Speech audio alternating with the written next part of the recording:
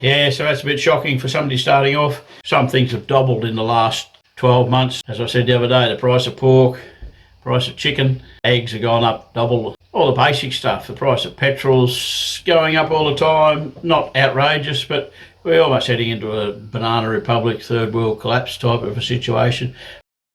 Accommodation, there is not enough houses for the people to live. Everybody hasn't got a house. The only people building houses are investors who want to build houses to make massive returns. And they said the other day on the news, they came in and they said first responders in Australia and nurses and the people at that level, qualified trained nurses, firemen, ambulance drivers, things like that, people like that, according to the statistics, the people who study these things, they said they are now out of the housing market. They cannot buy a house now with their wages. So that's the whole bottom layer of wages, which is most people are on a minimum wage or a little bit above it, are out of the housing market. And there's another thing about the housing market is people are getting old now and they're retiring and haven't paid off their mortgage. You know, it used to be 30-year mortgage. You get it when you're young, you pay it off. When you retire, you had your house and you could live in that, and you didn't have to outlay, you didn't have to pay rent. But nowadays, they said there's a whole heap of people that are old and they haven't paid their house off and their income's finished. What are they going to do? It's all about continuity, guys.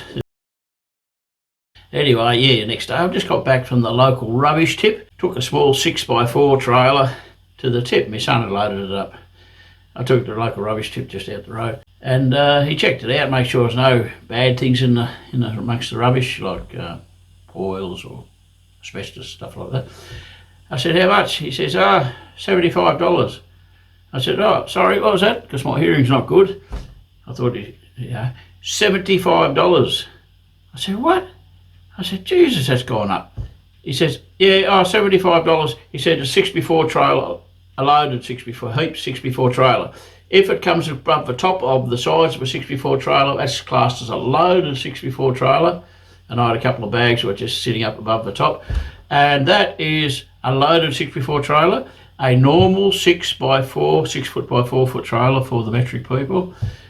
A loaded one is about $35, $38. But if it's sticking up above it a little bit, $75. Wow. I thought, Jesus, that's bad. But my son agreed that he was going to pay for it because it was his rubbish anyway. But Jesus, that's a hit. Okay, what I'm getting at, this brings me back to a point. We're having a lot of troubles in Australia, in this part of Australia, with people dumping rubbish, fly tipping. They call it fly tipping in England. But people moving all the time from rental place to rental place, they get kicked out, they can't pay the rent or whatever, or they just move for a job to another place.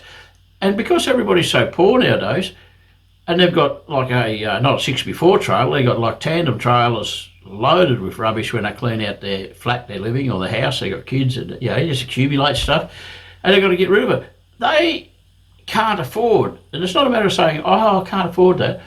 They don't have the money to pay to take that to a local tip, rubbish tip. They don't have the money. They've got to get bond for their new place. They probably haven't got the bond back from the old place. They just don't have the money. Everybody's got not much money nowadays, Not like the old Depression. I was talking to old people in the Depression way back. And I said, people didn't have much money. He said, the old bloke I was talking to, he said, no, it didn't have any money. He didn't have any money. Actually if you moved, that's why they had swagmen, they called them in Australia. They'd move from one town to the next, to the next, to the next. And they'd all be on the roads, walking the roads, and leave their family behind and just do that. Because when they went from one town to another, they were eligible for 2 shillings a week, 20 cents, whatever that is, 2 shillings in the old days. This old bloke was telling me, if you move to a new town every week, you get 2 shillings. That'd be enough to buy some tea and some flour. They were swag men because they had the swag, which is a sleeping bag, like a swag on their back, not the swags we got nowadays, just a roll of blankets. And a billy can on their side, they'd carry that to boil their water to make their tea and maybe cook up some stew. Anyway, so how do I get onto the swagman? I don't know. No money, very little money. The people don't have the money to take that stuff to a tip.